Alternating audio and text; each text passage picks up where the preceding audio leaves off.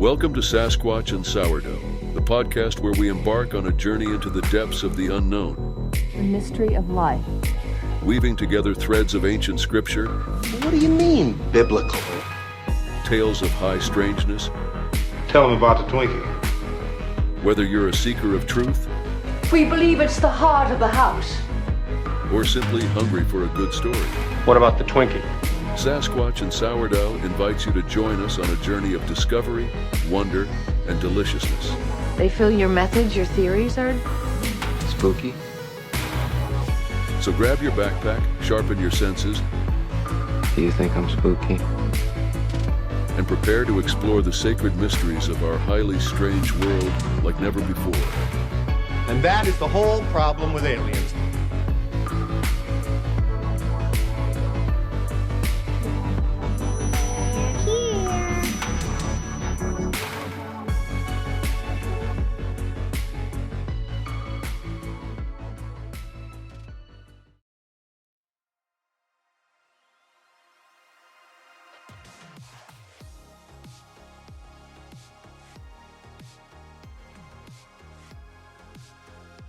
Well, welcome back to Sasquatch and Sourdough. I am your host, Christina, and today I have a very special guest from across the pond. She is our first international guest ever. So from Shell's Spooky Stories, I have Shell. Welcome, Shell. Hi, thanks for having me. I feel really honoured now. I didn't realise I was the actual first from across the pond.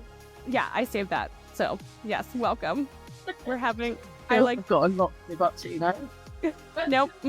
No, your stories are fantastic. So I found you on Instagram, and you just have a great presence. Like you tell these fantastic little just quick ghost stories, and I just absolutely love them. Your sound design is great. I was telling you earlier that your voice sounds exactly the way that like it is in this like telling of all of these awesome stories. So I just had to have you on and hear your side of the stories, because when we were chatting, I kind of found out that a lot of these that you come up with are close to home. Is that still kind of true? Yeah, a lot of what I write about is taken from life, but like there's some that have been done from dreams that I've had. So I have some really weird dreams. Which I thought they're just perfect for like weird content. So write them down and remember them for another time. They're things that happened to me like growing up, things that I've noticed now. I'm a paranormal investigator, so I take some experience from what we get doing that. And then some are just like things that, I mean, I haven't released it yet, but there's a story that I was watching Cabin Masters. Oh, yes. The Bane Cabin Masters, and we became obsessed with that. And I was like, it'd be a really good ghost story if like someone went to Maine and they got on the cabin, they got this old cabin, and they found out it was haunted. And I won't spoil the rest of the story, but so I used that program as like a bit of inspiration to like make another story. So it's just whatever comes to me, really. My mum always said I had a really good imagination and I should tell stories. So it's just taken me 40 years to do what she told me. Well, it was an awesome advice, and I think moms probably know best. But like that, yeah, I love that you pull from your actual experiences and then, you know, imagination too. So like I sometimes, if you don't say like this is actually true, I can't tell if it's like real or, you know what I mean? Like if it's an encounter, or you definitely do. I said to Tom, my lovely podcast manager, producer, I said to him when we first met, I was like, I want it to be like so immersive that people don't know whether it's true or false. And like it has that psychological thing of questioning whether, is it real? Is it not? Yeah. Well, you do a great job of that, because sometimes I'm just like, wait, is this a real place? Or like, I have to go in the description and look.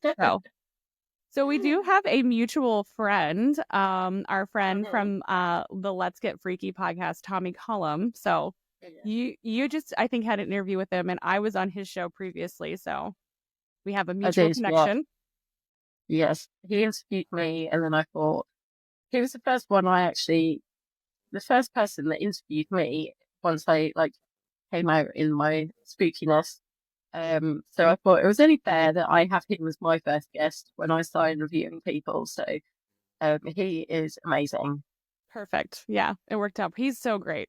I don't think he realizes like how good he is at what he does. Like he just naturally has, I think, a knack for interviewing people. Yeah.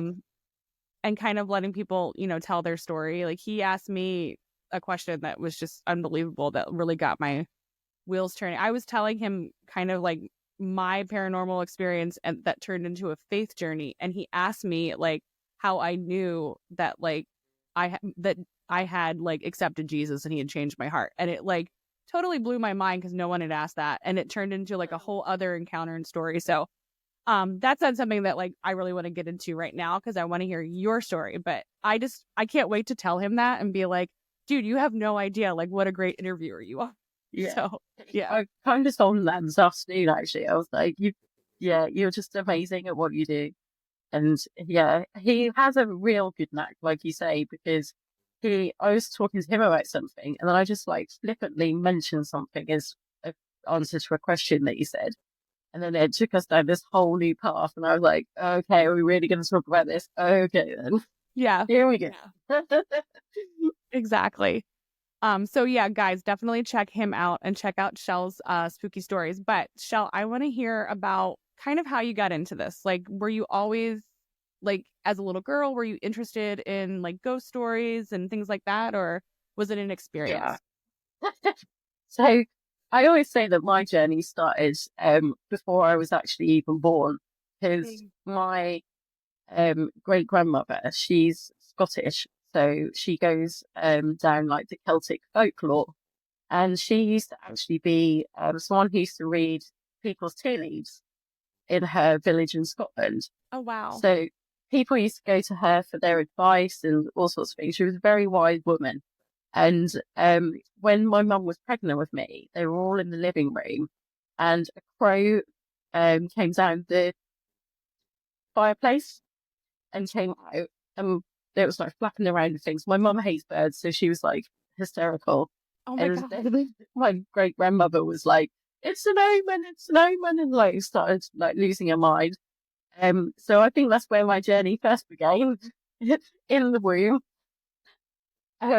And then from then, when I was born, all the nurses used to like come around and flock around me, and they were like, "She's been here before. She's been reincarnated, and she's so alert and she's looking around." And oh, that's wild.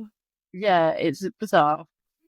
So since then, I started to see spirits when I was younger. I had one that was in our home called Peter. I referred to him so much that people actually thought he was my brother. I don't have a brother. I have a sister, but I don't have a brother. And I remember Peter being like this older, what I would probably say about 18, 19 now, or early 20s. Mm-hmm. And he was always like in a uniform, like a military uniform. And I would like play with him. I would get my mum to set a dinner space for him because he was, in my eyes, as human as everyone else in the house. Oh wow! He just was someone who used to just live with us, but no one else could see him or hear him or speak to him, and I just didn't really understand it because I just thought I had like the coolest friend ever, and was in my own little bubble. Do you remember being able to actually see him in form? Yeah. Wow. I used to see him, speak to him, all of that really. I don't know about feel. I can't remember like feel or anything, but apparently I used to like pull hands out of the kitchen cupboards and be like surrounded with all these pans and not know how they got there and things. Oh wow! Yeah, I probably really scared my mum. That's wild. I actually had like a similar experience. I had an imaginary friend, but the more that I kind of dig into like my paranormal past, the more that I've always sort of questioned that. Like my mom always said that I had an imaginary friend named Robin, and that it was the same exact thing. Like no one else could see him. It was an imaginary friend. Like I grew up in the 80s, so I'm sure that's when it was like if something weird happened, they were just like, "Oh, go to the child psychiatrist," which she did. But it was just like, oh, same thing. Here's a place for Robin, set a place for Robin. And then I don't remember him like at all. So that's wild that you actually like remember. Yeah. It's really interesting because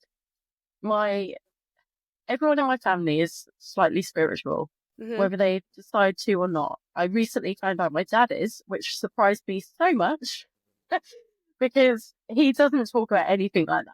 But I think it was just before Christmas. We were on the phone talking about something, and he was like, "Oh, how are you getting on with your ghost hunts?" And I was like, "Yeah, fine." And I thought, "Oh, here it comes." Like, "Oh, ghost, blah blah blah." And then he went, "Oh, I used to see your his dad died when he was 18," and he said, "I saw my dad once," and I was like, "Sorry, what?" And he was like, "Yeah, when he passed, he was sat in the armchair across from me," and I was like, "Why are you really just telling me this? Like my whole life, I have thought that you just thought I was nuts." Right. And So now you you're just like, now, "Oh yeah, by the way, I see ghosts too." that's funny. I wonder, did he say like why he was starting to come around to it, or? Well, I think it's because my mum passed away 3 years ago. Oh, I'm So sorry. I think that kind of sent him down a path of like some kind of spiritual discovery. Sure. I'm not entirely sure. My dad is he's a very strange man, but when my mum passed, she was in the army, and when you're in the army, I don't know if it's the same for your guys and girls, you get a little Bible when you sign up or join up, whatever they call it. And she had that from the army. She hated being in the army. She didn't last very long, and she got out as soon as possible. But for some reason, she kept that Bible. And when she passed, my dad started carrying it around with him. Oh. Which was obviously him going to faith because of my mum passing and everything. And he reckons he's seen her. He's seen my mum's dog, or their dog, which passed 2 weeks before my mum passed. Oh, wow. So he apparently, he now sees as many spirits as what I used to see. So it's interesting. That's very interesting. It's like something unlocked there. Yeah. Yeah, I think it was. I don't know whether it's that you want to see so you then believe, that kind of thing, or whether he's always had it and just shut it off until that point. Yeah. I think sometimes people like also probably. I mean, I know probably. I mean, I don't know how old your dad is, but like I know from like my mom's generation, you just didn't talk about that stuff. So it could also be that you're so open with it and have been, and maybe that makes him feel safe to share. Yeah, that could be it. Yeah, I think it might be a bit of that. My mum was always really open to it, which is funny because me and her used to go to see mediums, when they do like live shows and will read for the audience. We used to go to those, and he always used to take the mick out of us and be like, "Oh, you're going to get mugged because they're like taking your money and it's not real, blah, blah, blah." And we just loved it. Me and my mum, we used to watch Most Haunted on TV, where they go around to all the haunted places. Yeah.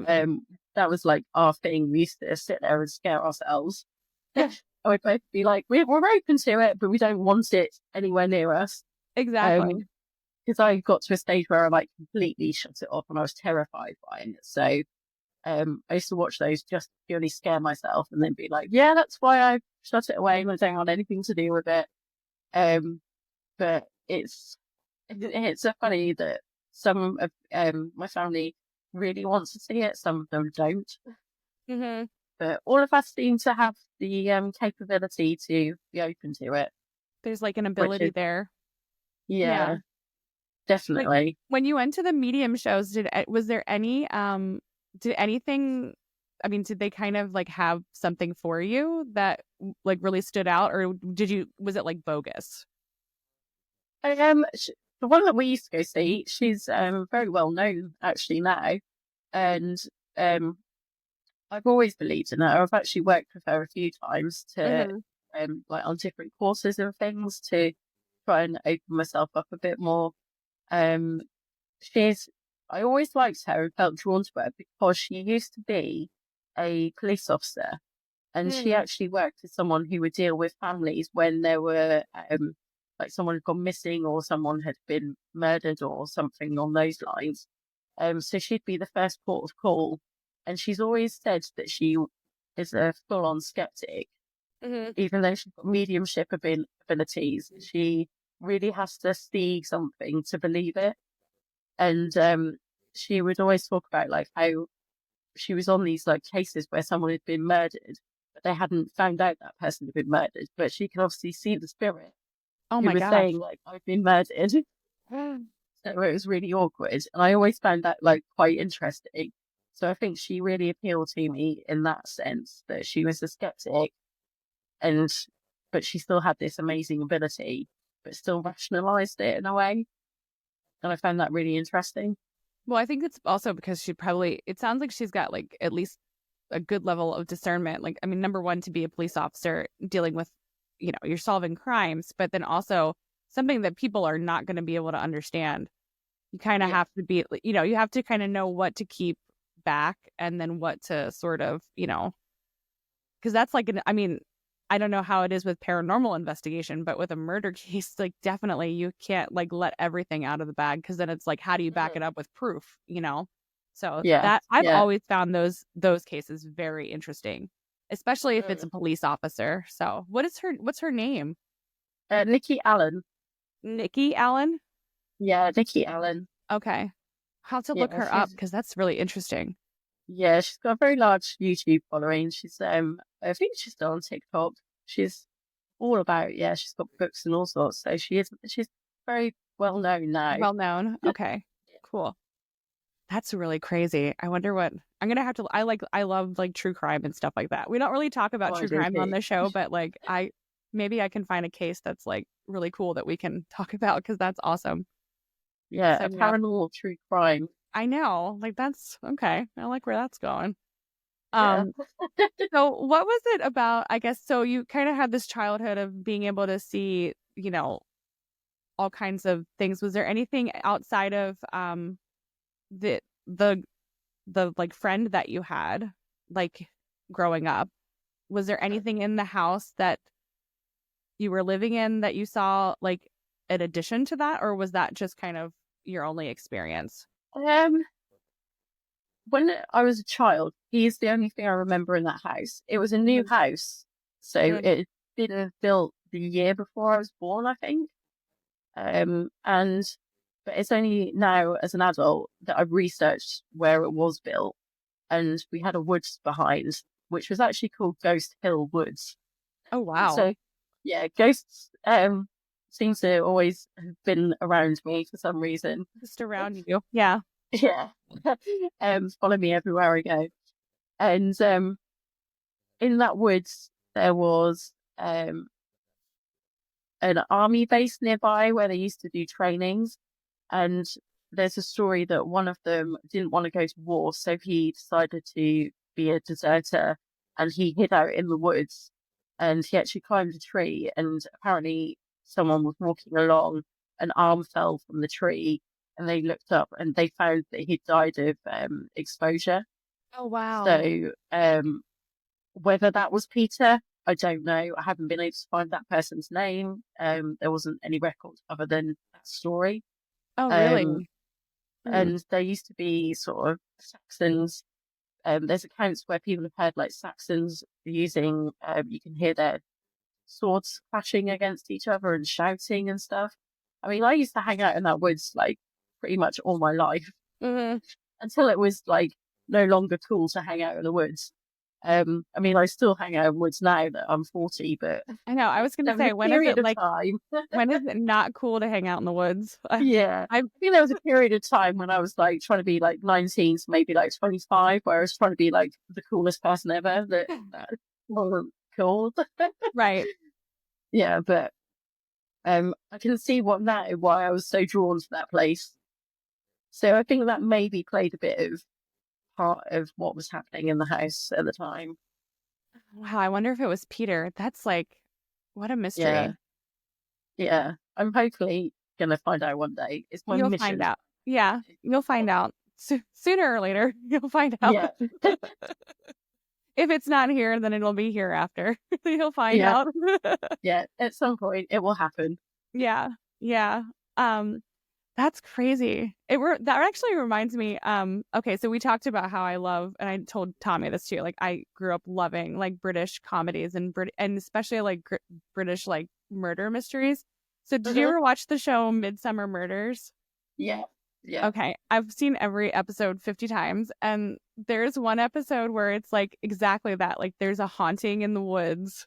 So and it turns out to be like a total fake, but it was like my favorite episode because they just did like spooky woods like so well. But someone had actually like taken it. Either it was like to cover up a murder, or it was like to like murder somebody or like make somebody crazy. They put like tape recordings of like spooky noises in the trees. Yeah. So yeah, I remember that one. Yeah. oh do Do you know that I do believe, I might be wrong on this, I'm pretty sure where they filmed is actually in Norfolk, where I'm from. really? I don't know the village. It's either that or another program, but I'm pretty sure that that's. Oh, that's awesome. Yeah. Every We've time got I some think of creepy places. oh, you guys absolutely totally do. Like every time I think of England, I just think of like little like quaint villages where everyone gets murdered. Like Yeah. Midsummer Murder. Maybe not murdered so much these days, but Just ghosts definitely got some everywhere. weird little villages. Yeah. Okay, so I want to hear about how you got into the paranormal investigation. Did the stories start first, or did you get into investigation first? I've always kind of written weird stories and been into weird stories. I mean, I grew up in the generation probably a bit like yourself where we had Goosebumps and Are You Afraid of the Dark and Going Round the Twist and all these other weird and wonderful, the Crypt Keeper telling us bedtime stories. And so no wonder we're all a bit. I know, right? Did you also love Victorian ghost stories? Because I totally did. Yeah. Or just anything that's been ghost related, Ghostbusters. I mean, my favourite birthday party was a joint birthday party with my friend who unfortunately has passed away now, but we had a joint birthday party and it was a Ghostbusters themed, a Wimpy, and it was the best party ever. And I still say to his mum, I was like, because we would have both turned 40 this year, and I said to her, like, that birthday is the birthday that I will always remember. Oh, what year was it? it? Was my favourite. I think it was like 1988. So how old were you? Like I was born in 1985, so we were quite young, but I just remember it so clearly. I've actually still got a picture of him. Like, I have a picture of me and him when we were younger on my desk. What's his name? His name's Gary. Oh, Gary. So we were born exactly the same age, exactly the same day as each other. So he was the first boy born that year. I was the first girl born that year in Norfolk. Oh my gosh. So we've always had this weird, like, our families have this weird, like, link to each other. It's really strange. You're like destined to be friends. Yeah. Oh, Gary. So that is quite cool, but that just always is in my brain, that birthday party. It was so cool. It's like it's just a treasured memory. That's awesome. Yeah. I mean, I'd reenact it now if I could. Yeah. I'd just go get us. Wait, you should. Why not? Yeah. Wait, you said it's a Wimpy's? Is that what you said? Wimpy's? Yeah, so it's a bit like a McDonald's or a Burger King, but like a UK version. I don't know if they still exist, but yeah, it's a bit like one of those. Okay, no, I hear by decree that you need to have your birthday party at any burger place, and definitely like Ghostbuster themed. That sounds amazing. Yeah, I'll invite everyone. Everyone can come and we'll have like a massive Ghostbusters thing. Exactly. You could live stream it too, and then all of your like weird internet friends could come too. That would be the best. That's awesome. I might actually do that. Yes. Okay, good. Yeah, see, this is what we love doing here. It's just creating space for all the weirdness. I know, it's the best. It's the best. It has to be done. Yes. So let's jump into like, how the investigations are. I'm sorry, we went down a rabbit trail, but we did. Yeah. So I've only actually started, I was saying this to Tommy earlier actually. I think I was June last year was when I went on my first paranormal investigation. So I called myself a baby investigator. It was really strange because I moved here and I'm from Norfolk, but I now live in Northumberland. So Norfolk's like down here somewhere on the map. Northumberland's up here somewhere on the map. So we've gone about 6 hours up the road. Okay. And there's a fair little trek. And I don't know anyone. So I was like, so I need to meet people. What sort of interests do I have? And I was like, I'm a little bit weird and I like creepy stuff. So when am I going to find these people? And then I was on Facebook and I just saw that the local antique place was having a open paranormal investigation.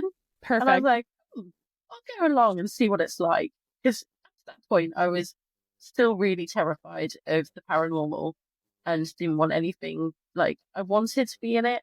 I didn't want to be in it. And I was like, I'll just see what it's like. If I'm terrified, I will never, ever be involved in it ever again and stay away from it. And I went, and before I knew it, I was down in a basement. I was like getting really into it. And then they asked me to be on the team, and they've been stuck with me ever since. Nice. So it's meant to be. Yeah. So what would be, I guess, probably like, how did you do like training, or was it more just kind of, just following along with the team and getting to know them, and I guess getting to know the area too? Yeah, a little bit of both. I've always been interested in places. When I was younger, we have, in the UK, we've got a lot of like old castles, buildings, homes, etc. And there's a thing, it's called the National Trust, and you can like be a member and you get like a discount to go to all these places. My parents used to drag me and my sister to these places all the time when we were younger, and I used to love it. Probably as an open spiritually child, I was running around like probably playing with, Henry VIII's ghost or something. I can dream, but I loved going to like old places, and I've always been drawn to old places. So I think that part of it really appeals to me when we go to paranormal places. It's usually a bit old, and you can get the history around it, find out who lived there, what they did, all of that. I love that side of it, but I also love the communication side of it, like learning the technology. I don't get too involved in the technology just because I'm probably a bit old school. Usually what I do is draw things, do writing. I have started using dowsing rods, but they're a bit of an old tool as well. So I think I take that from my great grandmother, like the really old sort of mediumship skills. But yeah, I have like these premonitions, I suppose. Like before we go to an investigation, I'll get sort of images come to me and be able to draw them. And then when we get there, sure enough, you'll see what I've drawn. Wow. And I'll be like, I've never stepped foot in this building. I've never looked at this building. I don't know anything about it. And I've clearly just drawn what's right in front of us. Oh, wow. How it happens. It just does. It's like a vision comes to you. Yeah. It's really strange. Do you see it more? So I guess it's more like pictures and not words. Yeah, it's really hard to describe. I kind of feel it more than I see it. So it's like I can feel that there'll be stairs in front of me. They'll turn this way. They'll go up that way. That kind of thing. I don't like see it so much anymore. It's like a knowing. Yeah. Yeah, that makes sense. Have you ever gotten into a situation, I guess, on an investigation, or even, if you've kind of had, like, been drawn to a place, have you ever gotten into something that would be feeling like, more like spiritual trouble, or that you kind of, maybe were drawn there, like for wrong reasons, like it was just a bad energy, or?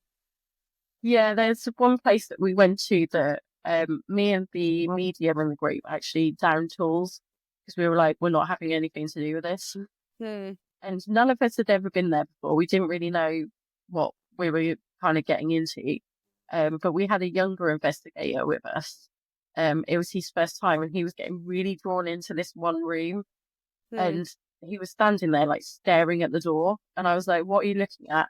And he said, "There's a man. He keeps telling me to come here," and I'm like, "No."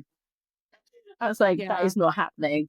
So me and the medium took him out of the building, and the minute we took him out of the building, he started to walk round to the window of the room. And it was like he was in a trance. He was like, "I need to go there." And I was like, "No, get away from it." So we got him away from it, and we used sage as the medium, like cleared him and stuff. And the minute we did that, he burst into tears. And he was so drawn to it, we had to get him. We knew that he was wearing a cross that his godmother had given him. And we got him to like hold the cross and think of his godmother, because it was at that point, we were like, we need to pull like every bit of good. Pull him out of it. Yeah, to like get him away from it. He burst into tears, and we sent him home. We were like, somebody needs to take him home. He's not staying here. And we said that we'd never go back, but there's so many unanswered questions about that place that we have actually booked to go. Have you gone back? Not yet. We're going back this year at some point. So I can't remember when, but we've booked in to go back. They were like, "Should we go?" And I was like, "Oh, okay." What was the name of the place?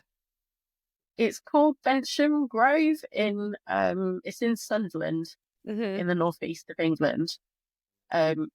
It's so like, it's a community centre now, but it used to be a house, and it's such a beautiful old house. It has really old like William Morris wallpaper. It's got oak stairs. It's gorgeous. I actually sat there and said, if this place wasn't so messed up, I would actually live here.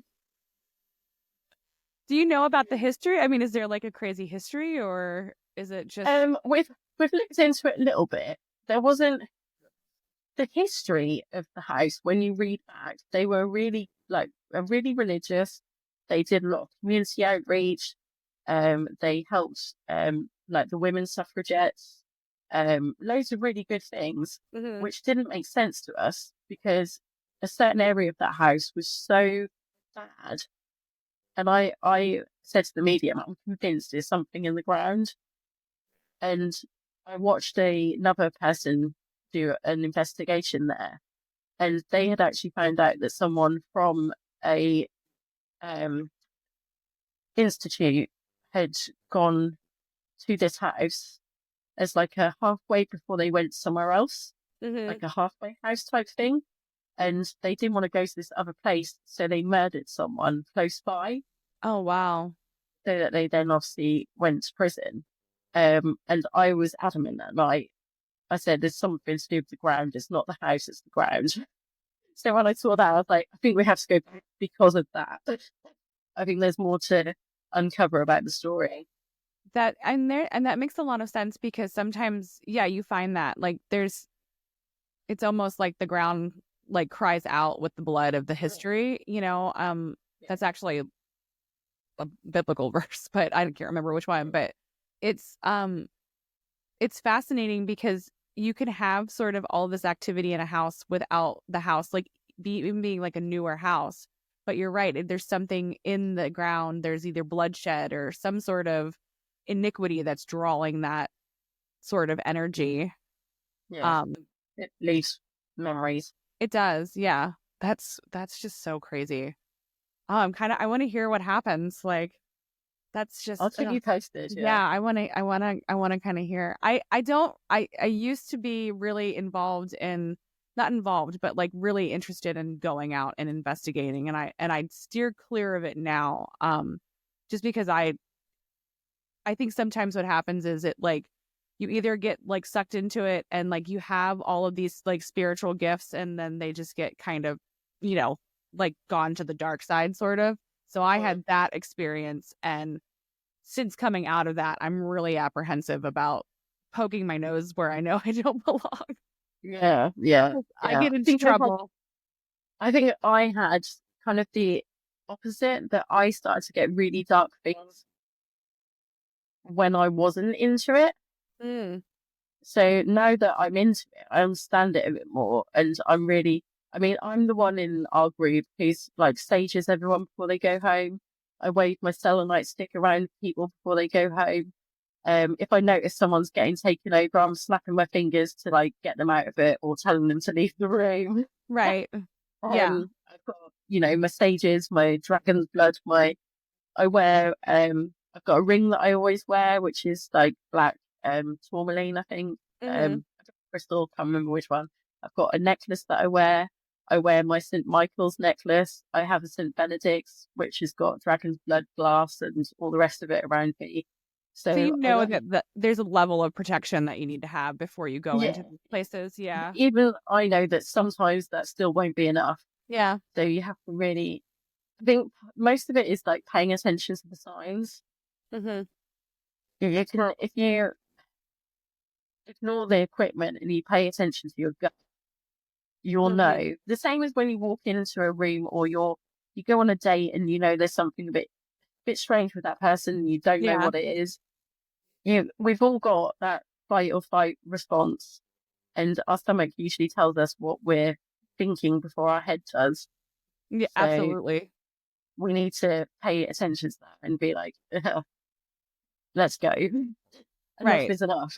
Exactly. Yeah. No, and it's smart. It's comfortable. Yeah. You don't ever want to bring anything back, because sometimes it can just be so dangerous because you might not get anything, but it could be somebody in your household or in your bloodline and all of that. And especially like if you have that sort of ability already, you're well aware of that. Yeah, that's what I always say. I got we do a secret Santa, and I got the most horrible haunted doll imaginable as a secret Santa. It came with a lovely note, and I was like, I'm not taking that home. No way am I having that anywhere near my house. No. It sounds I said, thank you like for a the setup. presents, but somebody else can have that. I was like, that's not coming home with me. I do have a haunted doll, but she is very nice. So I didn't even realize until I started looking at, I guess, different people's Instagrams. I had no idea that that's a whole thing is you can buy possessed things, and I would not recommend for sure. But I couldn't believe that I mean, I guess for me, when I was in high school and definitely college, I probably totally would have done that. But now I'm just nope. I don't want to backtrack and get myself into I'll definitely have an attachment. It took a very long time to find the right one for me, and I wasn't going to ever. And then I was looking at some things, and it came up recommended, and I just think she's so beautiful because she looks very Victorian. Yeah, and I mean, I can show you. I'll show you her because she's lovely. She may be creepy. I'm scared. Oh, you know what? She looks like one. Is she porcelain? Yeah. She's lovely. That is every doll that I had in the 90s. It was a whole... Do you remember that trend? I don't know if you guys had it over there, but for some reason, someone in the 90s decided these girls need porcelain, creepy looking dolls. And yeah. I think that's probably what she reminded me of when I was like, oh, I'm feeling nostalgic. Yeah, exactly. I don't know what happened to any of mine. I mean, it was definitely... And they had stands, and you would stand them up. And I remember just I don't know, going over to my little friends' houses, and if you were really, really rich, you would have all these porcelain dolls and stuff. And so I have no idea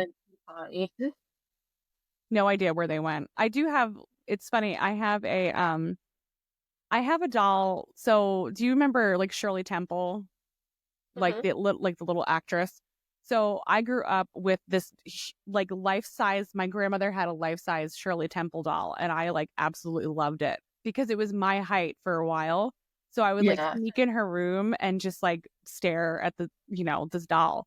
And so I actually inherited it, and it's totally not haunted. It's just it looks really creepy. So it's funny because my friend Crystal, who I do the show with sometimes, her daughters are just oh my gosh, the creepy doll. So now I put it in I had it around the house and every kid was like freaked out at it. So now it's like in a closet and it just like stays there.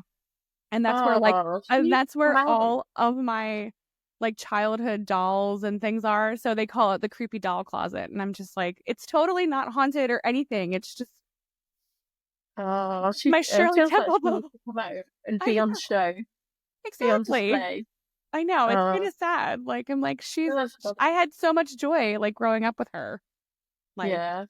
so. It's funny. You know the TV show Alf with I was absolutely obsessed with that when I was younger.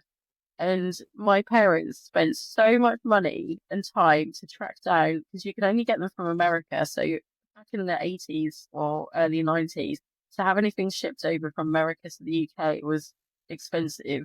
I mean, it still is. And they paid for like an Alf doll to come over, and they gave it to me for Christmas. And I got so freaked out because I thought he came from the TV and into the living room. Oh my God. I was so scared. I was crying all the time, and I wouldn't have it anywhere near me. And they spent so much money to get that for me. That is like, perfect. The TV. That I mean, I could see that. I loved Alf. He was because he was an alien, right? Yeah, he was an alien. Yeah, yeah. I literally thought aliens come from the TV into my living room, and I wasn't having any of it. Exactly. Oh, poor Alf. Do you still have it? I don't. I wish I did, because it would probably be worth a lot of money now. But I know it's. I would love it in my bookshelf. I know it's the stuff that you don't think of, right? Like you would never think to keep that. Yeah, I know. Missed opportunities. I know. So I really wanted to get into, so you have, not only do you have like the awesome Instagram and the YouTube channel of Shell's Spooky Stories, but you also have put them in a book. Do you want to talk about that and tell us about your book? Yeah. So the book is, it's been a project that's been on my mind for a very long time, and I've put it off, and I don't think I had enough confidence in myself to actually try and attempt to put a book together. But as I turned 40 this year, I was like, right, I'm going to set myself a goal that I'm going to publish it on my 40th birthday. I have to do it. I've told everyone I'm going to do it, so I need to do it. Otherwise, I'm going to look stupid. So I spent, it was about 7 months I spent writing it. And I'm not the best at English, so it was very hard for me. I have learning difficulties. It was really hard. So I kind of have done my best with the tool I have. Well, you communicate the stories so naturally and so well. So I can't wait to read the book. I told you, like, it's definitely like on my list. I had difficulties actually ordering it, but you're going to give me the correct link, because I think I was give you the correct thing. I think I was not using Amazon correct. It's just user error. I don't know how to shop. Oh, we'll get you there. We'll get you there. Yeah. The book is basically, it's got Peter in it. It's got, the main character is kind of based on me and how I've dealt with spirits throughout my life. It's got my grandmother in it. She's a character. My mum's in it as a character. There's a medium in there who's like sort of all the mediums that I've worked with grouped together as one person. It's like a sort of homage to them. And it's, here's my family. My granddad's Scottish. His whole side of the family is Scottish. And I loved my granddad so much. I've actually got a picture of him up there, and he's kilt up there. Oh, cool. So he's a massive part of my, he was, me and him were like, had such a close bond, and was so like, when he died, I just like fell apart. And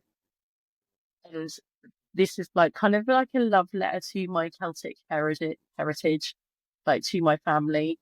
And it just tells kind of a very, very extended, elaborate version of my life.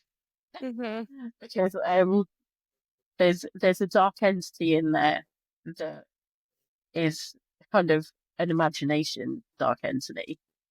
Luckily, touch wood, I haven't come across anything quite that bad. But as the book gets on, it comes away from kind of my life and it is more into the fantasy world. But it's the personalities behind the character still remain as my family, my friends, and it's kind of shows how I've developed in being someone who like doesn't really understand what my gifts are and what I'm meant to do with them. To someone who now stand there on a paranormal investigation and be like, this isn't happening. I'm stepping away from that. You move away from this. You know, that's not a child we're talking to, and being quite confident in what I'm doing. Yeah. So it kind of brings all of that in, and it's set in like the 1970s in Scotland, in the Highlands. It's It's so got the cool. crow in it. The crows are very present because I had to bring in the crows Yeah. from my birth origin story.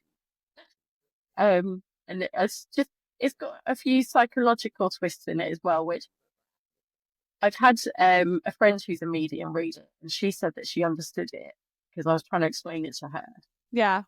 I think if you weren't into the spiritual world, you might find certain bits repetitive, but they are done on purpose because, as I found when I started my spiritual path, things will happen to you over and over and over and over again, and people say the same things to you. Like you'll go into a supermarket, someone will say a sentence. You'll go down to the bank, someone will say the same thing to you. Your friend will phone you and say exactly the same thing, and it's spirit's way of being like, hello, wake up. We're like telling you this. Pay attention. Confirmation. Yeah. Yeah. So I kind of brought that into it as well. There's kind of a more like psychological twist on it. It's like you need to pay attention to the signs that you're getting. Yeah. And the things that people are saying to you, because they're often warnings or messages. I love that. That's really it's like confirmation, you know, when something happens, you know, over and over and over again. There's actually there's a book that I just started reading through the suggestion of one of my new podcast friends. I can't remember who it was, but it's called Seer's Sea, and it's all about just like the gifting of being able to see spirits and how it's and now it does take a biblical framework because it's written by a pastor whose daughter was able to see, like, from a young age she saw ghosts and spirits. And when I got to that part of it, I was like, oh my gosh, this is creeping me out, because it reminded me of like that whole experience of having the imaginary friend, and then my own personal like stories and just, you know, all the stuff that I've dealt with. So I was like, wow, wait a second, that's a different sort of framework. So I'm in the middle of that. So I'll definitely recommend that to you, because it's like, oh yeah, well, wait a second, amazing. This is something that, like, you know, I think sometimes we get into the supernatural and I think people want to either be in like one camp or the other. And it's just like, well, people are still experiencing something. So we're meant to figure it out because it's part of your journey, you know. It's just, it's crazy how the more stories that I hear, they all sort of start in childhood. And this guy actually, like, he has a whole, like, I think it's just like not like so much therapy, but like he helps people better understand that gifting, because it's like it's a gift, you know, it's like a supernatural gift. So, it's really, I just can't wait to read this book, and anything with the Scottish Highlands. Oh, just, I love it. I love it. I know. I'm so close to this Scotland now. I was just gonna say, you're so like, you're so lucky, because you're just, I don't know. Yeah, we're doing a few ghost hunts actually this year in Scotland, I think. I think I've got a couple in Scotland, which I cannot wait for. Yeah. So what is probably, I guess I wanna know more about like your favorite, like what would be like your favorite like story that you've told or that you've experienced? Do you have a favorite one, or one that really kind of is close to your heart? I know, you know, with your friend, but well, I think one that's always stuck in my mind is I went to a boarding school which was used to be an old World War II hospital.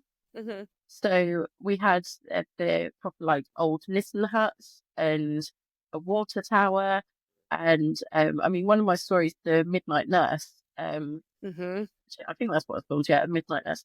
That's actually based on this story. And we had so many stories at that place, but the one that always stuck in my mind was of a nurse who fell in love with someone and he never came back.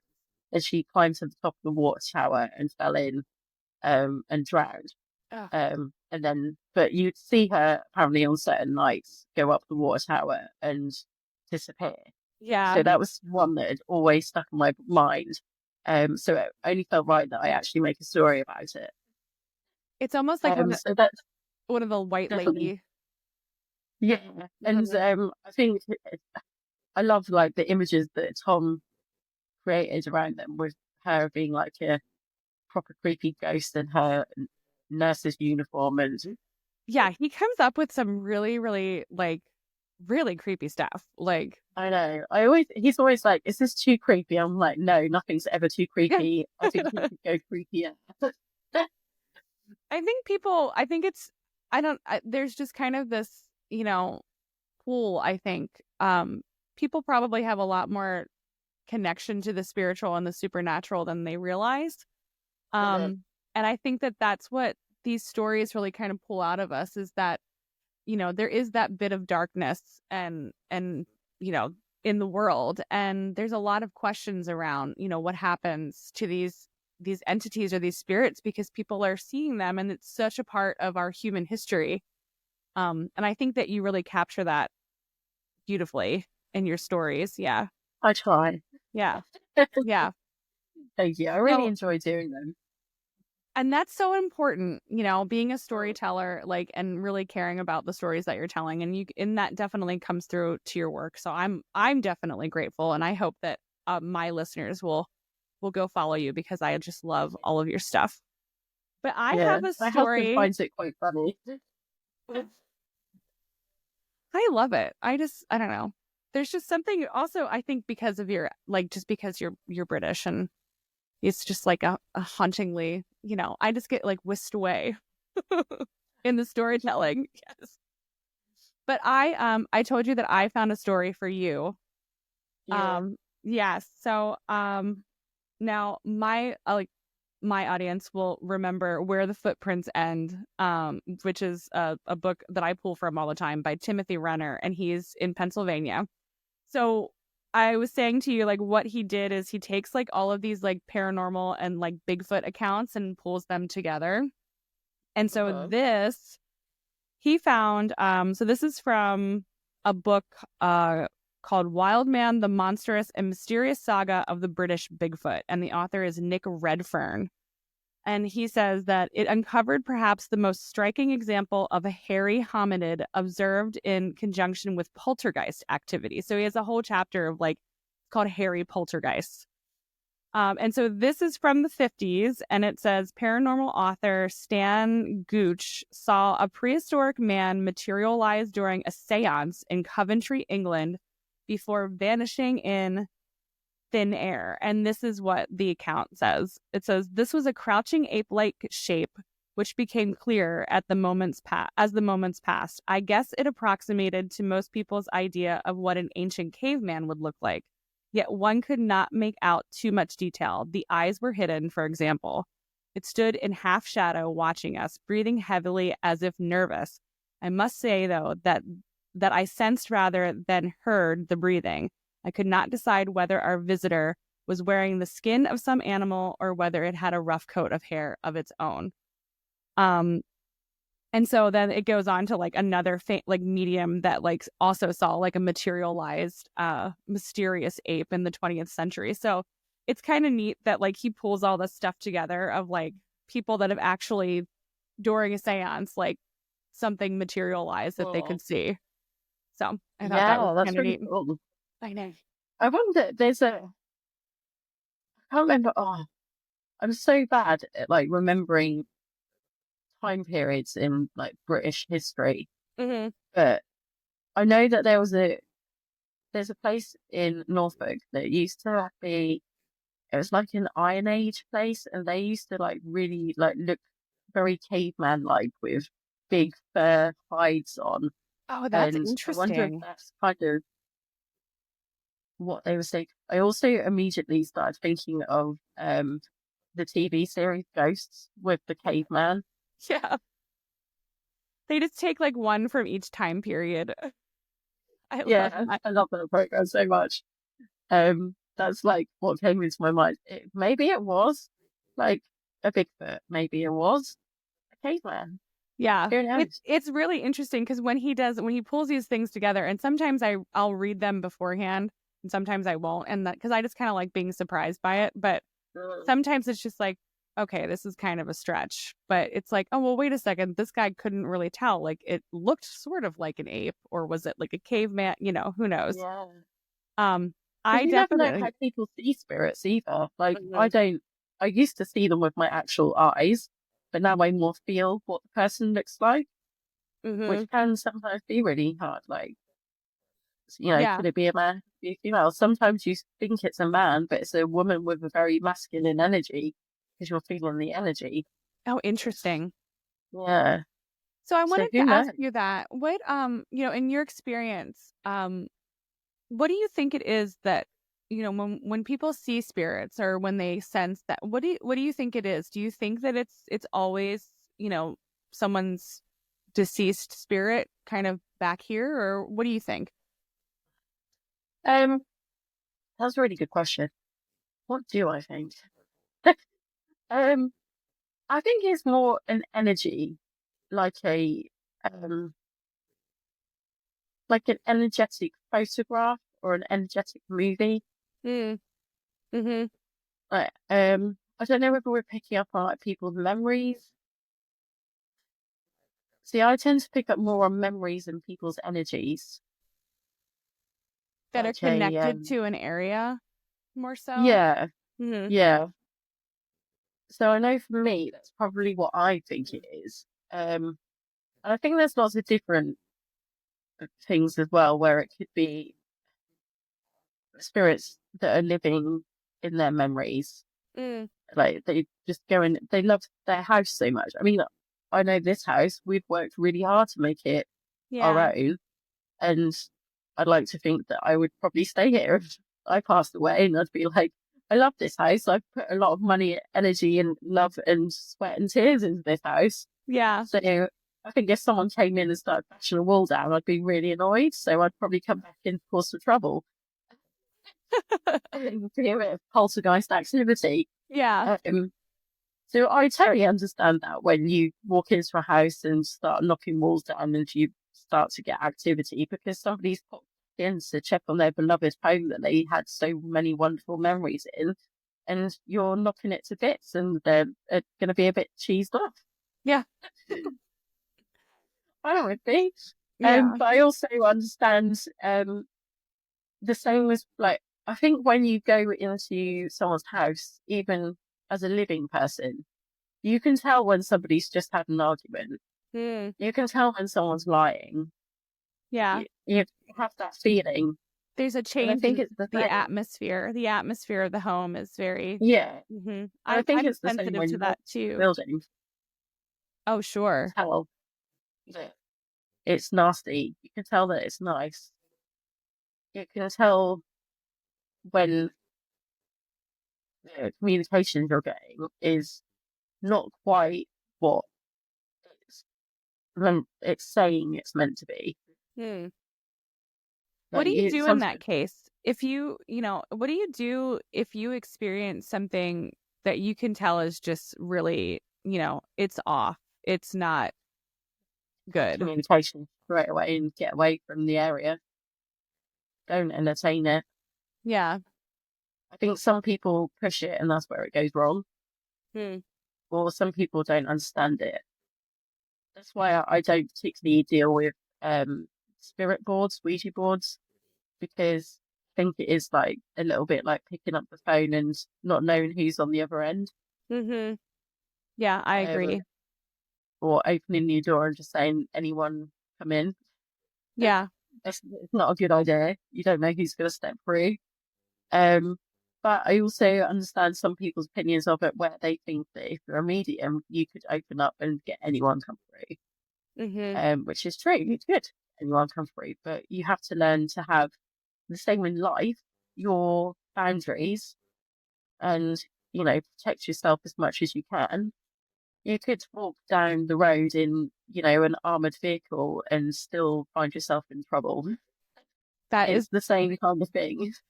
especially, I think that is such a good point, because we're in this sort of space of, there's a lot of other variables, and we're in this, we live in I believe, a supernatural world that's around us. And, you're right. You might not know what you're kind of entertaining. So you have to be really, really careful. That's just always my first line of defense is, when I tell people is just be careful. If you're going in and realizing you're kind of poking the bear, and you're looking into things, just be ready for, anything to really happen, because we don't know, we really just don't know sometimes. But Yeah. I wonder, I guess my next question really kind of goes to, in your case, with what you're investigating, and if you look at it sort of like case by case, have you ever gotten to a point where there's been a case where you're like, wait a second, this is out of our realm? Have you ever had to like call in like a spiritual advisor or like a priest or something, where it's just like, wow, this stuff has been crazy here? Or are you guys just kind of getting more into the bottom of history? I don't think I haven't definitely experienced anything like that. I don't know if the others have experienced anything like that. Because I know that like in the movies and things like that, it always ends up there. There was a paranormal investigator, and then, something happened, and, Yeah, they ended up doing something that they shouldn't be doing. And right. Yeah, I mean, I watch a lot of those on YouTube, and sometimes when they're like, I can't believe that happened, I'm like, yeah, I can believe it happened, because you sat there and you were calling and it told you 4 times that to get out, and you still stayed. So there are certain signs that you should pay attention to. Yeah. But I always say, when I go into an investigation, that, we're here with respect. We're here to learn more about you and your story. Understand, and if you need help, we'll help you. But as we're giving you respect, we ask that you give us respect. Like, don't harm us. Don't, be disrespectful. I mean, even then, sometimes they still call you some nasty names. And you have to go like, well, that's not very nice. Right. I'm treating you with respect. But I kind of treat it the same as if I was speaking to a person, a physically alive person. If they start calling me names, I'm going to be like, excuse me. Yeah. Could you stop? That's rude. I'm not going to talk to you anymore. And then, I was going to say, like, shut down the communication. That's when you just stop talking. Yeah. That's fair. Yeah. Some people will be like, no, you're a... Right. Yeah. That's where you're then getting in trouble. Because you start antagonizing him. Yeah. Yeah. Picking a fight. Like, you pick your fights. You wouldn't go into, a restaurant or something and just start. Well, some people would, but you wouldn't just start on someone. It escalates. It always does. So it's the same when you're dealing with, spirits. They used to be people. In their minds, they could still think they are people, because you don't know whether they realize they're dead or not. Yeah. It's interesting. It's so interesting. And actually, in that book, I haven't gotten far in this book. I should probably like not even talk about it. But once I got to the certain part, I was so excited, because it resonated with my own story. And he has a whole chapter on ghosts and like kind of getting down to the bottom of it. So I'm always interested in what people, what their experience is, and then what they think that they are, because, sometimes it's not clear. Yeah. So I always like to ask. Yeah, it is an interesting topic. I mean, there's so many different avenues to it. Yeah. And it's funny, because even like for me personally, when I first started reading the Bible, there's a part where like Jesus is like, I'm not a ghost. And I was like, well, wait, hold on. Well, then what's a ghost? Like, Yeah. someone define it. Like, An apparition Yeah. isn't a ghost. what is then it? Yeah. What is a ghost? I know. I feel like sometimes I'm just like, I still don't know, but it's always good to ask questions, I think, and be questioning always. Oh, yeah, definitely. Mm-hmm. It's the only way we learn. It's the only Yeah. way we evolve. Do you have any 100%. other fun stories that you wanna share? I know you've got a lot, but Actually, I have loads, yeah. So really, I'm trying to think of a really good one. I like putting people on the spot. I know. Problem is, I've got so many that I'm trying to think of like a really good A one. really good one. And I'm also trying to think of one that I haven't like maybe said. Mm-hmm.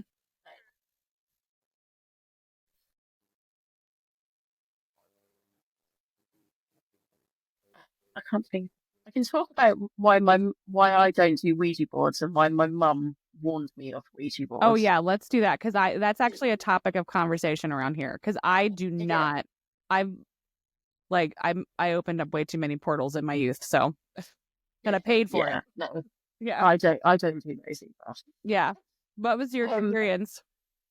So my mum, this was when she was in the army and she was doing her army training, Mm-hmm. and they were all in different groups. And I'm still a bit iffy as to whether this was part of the training or just something they were just being stupid and doing things they shouldn't be doing. But they all seemed to go in this room and take turns coming in and out of this room doing a spirit board. And every time they did it, it kept saying the same things. The same girl in the group's name, the same grandmother of the girl in the group, and the same message. Oh, I wow. can't remember what the message was, but it wasn't a very good message. I remember that much. And it was very much a warning, and this girl was getting really freaked out and really like upset by the whole thing. And my mum said that on the next time that they went in, don't know why they kept doing it, but they were obviously thinking, well, you know, let's see whether it says something different.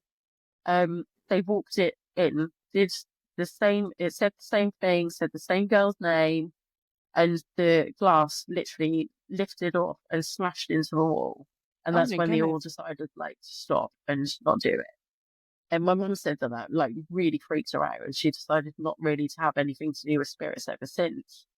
And I have had that in my brain for so long that when I was in my second year at boarding school, we moved into the sort of main boarding house, and we were all pulling out drawers to like put our clothes in and stuff when we moved in. And somebody found for some reason they dropped something at the thing, and you could only get it out by pulling the whole drawer out. Okay. And for some reason they turned it upside down, and there was a Ouija board like drawn on the bottom of the drawer.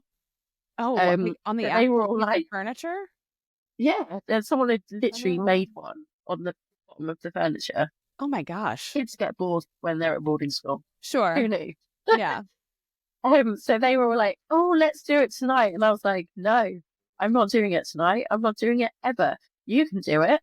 And so they all decided to do it that evening. And I went and stayed in somebody else's dormitory and above. And you could just hear them screaming and like, all sorts of things. It was horrible. I mean, I knew that place was haunted anyway. So Yeah. I wasn't going to analyze anything that was already there. You know, there's a lot of war trauma in that place. It wasn't a great place to be doing anything like that. So I've stayed clear ever since my mum told me that story, because I just don't want to entertain. That's fascinating because if you think about like, look at how like when we were we just kind of touched on like, you know, the bloodline of like, you know, you have this sort of gifting in your family and then it like tempted your mother and then there's like this crazy experience and then she's telling you and then it's there. Like you wouldn't even think like that's not, I don't believe in coincidences. Like that was put there to get you. You know what I mean? Yeah. Like I think that was like that's just wild that. I always say God. to like the team, because some of them are quite happy to do them. And I said, you can do it. You can do what you want. I am just not going to entertain it myself. Yeah. No, I'll be that's there very smart. for like to help you if anything goes wrong, if I can. Yeah. but I'm just not going to entertain it myself. Yeah. And then it becomes like outside of your pay grade. Like, it's not I can't handle this. Yeah, Wow. I'll just spend the Vatican. Yeah. That takes a lot, actually. To get like a proper Vatican sanctioned exorcist. There's a priest that I follow who I really enjoy his he's like an exorcist, and it's Father Rehill, and he has like he's got crazy stories, but I don't think that he's actually like legit from, I think he's actually kind of more on like the deliverance side, but it's tricky with like priests and stuff like that. But that she has one on TikTok, which is really interesting. Like priests or like I know they're like deliverance is different, like, but they are not. And I know there's one that's called like Bishop of Father John or something. I've never heard of him. Something like that. Okay, I'll have to find him and send him to you. He like watches things and then like will react to them and explain what he's saying. Yeah. And he's like, we'll tell you whether it's genuine or not. And then he'll explain like what they would do in that case if that did actually happen. It's really interesting. I just find it interesting how they're like, let's go on social media and talk about these things that we've never ever spoken about publicly. I know. We're not supposed to talk about this, but let's go on TikTok. Oh my gosh. Yeah. I know. There's another so I don't know if you've ever heard of the Exorcist Files. So that's actually a podcast, and it's Father Carlos Martin, and he's great. Like, he's got crazy stories of just, that's when I always kind of find it like fascinating, where it's just like, I think the Catholic Church is at least really good at being like, you know what? Yep, this stuff's real, and we have to handle it because it is definitely beyond, the natural, really. So I just find it so fascinating. And so that's definitely a resource for people listening. If you want to get further into like that sort of stuff, that the Exorcist Files is really well done and well documented. For me, that's kind of what it is just the documentation, the research, you're telling these stories, but it's not just like, that's what I love about what you're doing is it's not just, kind of campfire stories. It's actual things that you've experienced and then others have experienced too. Yeah. I like to make them so that you don't know whether they are actual like truth or, I mean, sometimes I have a story and I'm like, oh, if I tell that story how it is, it's really boring. So I need to like indulge a little bit to make it a little bit extra. But yeah, most of the time they are just taken from either my imagination, my dreams, or I mean, there's one which was a dream. It was where she walks into a place and there's a spirit in the corner. She can see it. And as she like moves around, she sees like a woman at the top of the cliff in a wedding dress who like repeats jumping off the cliff. And that was actually a dream of mine, that she could like see it. I could just see it walking. And it was like I was walking through this place and I'd been called there to like get rid of the spirits. And I could see the spirits and I was trying to clear the place. But I just kept seeing this woman like just jumping off a cliff in her wedding dress like, over and over and over again. Oh, yeah, weird dreams. Yeah. Well, that's just sad to think about. I mean, that's a classic. Like I said, you've had another one that you were telling me earlier. It's like classic, lady in white stories. Yeah. We had a lot of those at boarding school. We had like loads of stories where it'd be like, on the 11th night of the 11th hour, you're in the 11th bed, then you're gonna wake up dead. I don't know how you wake up dead, but I feel like things that you say as a child. I was just gonna say, I feel like anytime you get like a bunch of adolescent girls together, there's some sort of, I don't know, it's in us where we just want to conjure something. Like, I don't know why we don't learn. But for some reason, it's probably, I don't know about you, but when we were at high school, we start to learn about like William Shakespeare and Macbeth, and you then go down all those avenues. And we had, Sabrina the Teenage Witch, and we had the Blair Witch Project came out, and what was the other thing? Oh my god, it's like one of my favorite films, and I've totally forgotten what it was. Some 4 witches. Oh, The Craft. Yeah, the craft, that's the one. Yeah, you learning about that, and I don't know why I forgot the name of it. Um, but Which yeah, there's they actually used like real like witchcraft in that movie, in the making of that movie. Like they had somebody on staff that was like doing it. So that's where like all my trouble began, because like Mhm. my story is like I was into that stuff, and I literally thought that I was like Fairuza Bullock in high school, like ran around all goth and wanted to put spells on everybody, and then I just got myself in a boatload of spiritual, just like I had an entity follow me for a long time, and it was bad. So I learned my good. lesson. Yeah, And thanks I for those things. Yeah, had a literal come to Jesus moment, thank God. So like but it's so funny because I think that's just it. Like I said, like in the beginning, there's something in us that we just were drawn to it, and I love what you're doing, because you are, whether it's like through history or, even just through your dreams or whatever, you're attempting to tell these stories, and that's important, getting the stories told is important. And I would imagine, giving a sense of peace to some people, because it's, as you tell stories, it helps your healing. I think so. Yeah, I mean, there's a lot of power behind words anyway, isn't there? Yeah. But I think the part I love most about the whole paranormal investigation side is understanding the stories. Because history isn't always what we think it is. Mm-hmm. History is somebody's version of that event, not the other person's version of the event. We all see things very differently. And I think sometimes it's nice to give those spirits a name, a name, tell their story that hasn't been able to be told, to give them peace.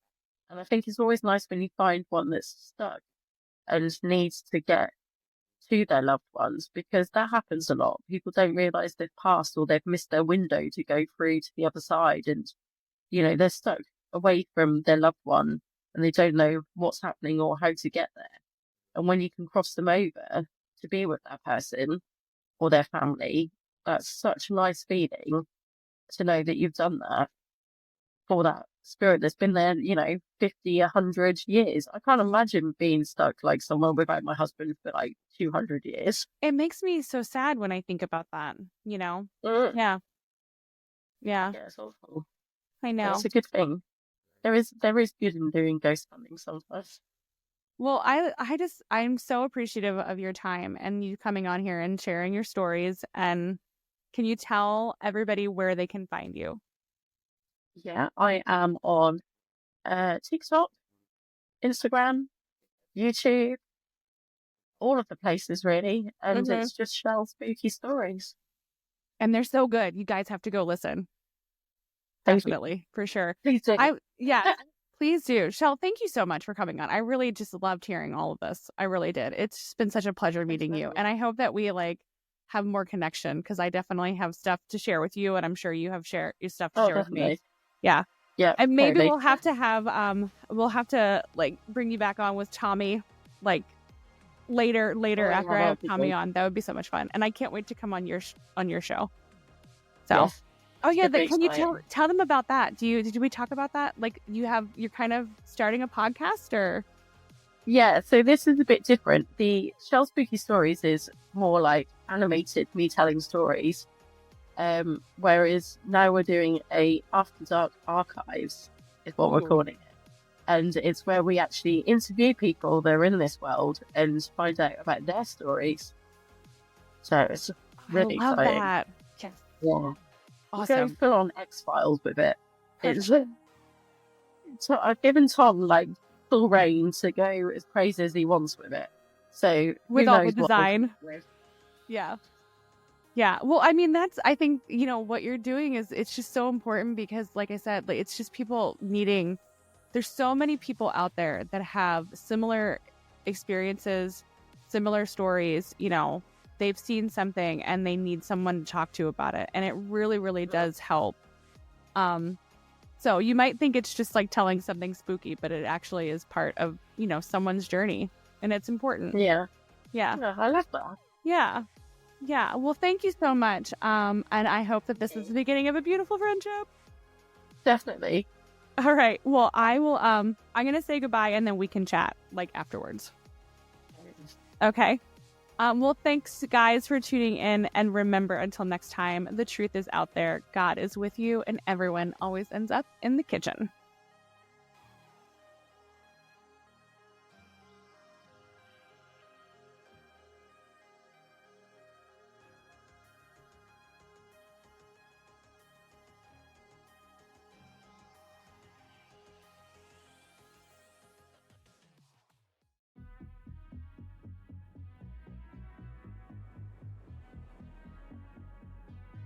You have been listening to Sasquatch and Sourdough. I'm Christina, and thank you so much for tuning in. Sasquatch and Sourdough is so much more than just a podcast. We're a community of kindred spirits, united by our curiosity and fascination with the extraordinary. And we want to bring you into the conversation. So whether you've had a brush with the unexplainable, seen something that you can't quite wrap your head around, this is your space.